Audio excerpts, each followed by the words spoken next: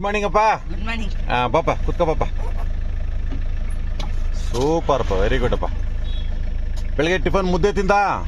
Super ಅಪ್ಪ, ಮುದ್ದೆನೇ ತಿನ್ಬೇಕು ಸರಿನಾ? ನಾಳೆ ನಿಂಕ ಏನ್ ಬರೀತೀಯ ಗೊತ್ತಾ? ಐ ಆಮ್ ರಿಚ್ ಹೇಳು. I am rich. I am healthy. I am healthy. I am happy.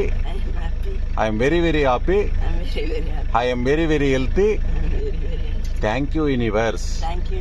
I love you universe I love ಅಂತ you. ಹೇಳ್ಬಿಟ್ಟು ಡೈಲಿ ಬುಕ್ಕಾಗ ಬರೆದಿಕ್ಬೇಕು ಸರಿನಾ? ಪ್ರತಿದಿನ ಬರಿಬೇಕು.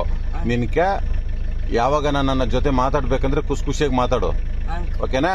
ನಿನ್ಕ ನಾನು ತುಂಬಾ ಹೆಲ್ಪ್ ಮಾಡ್ತೀನಿ. Uncle. ನೀನ್ ಸೂಪರ್ ಆಗಿ ಬತ್ತೀಯ ಸರಿನಾ? Uncle.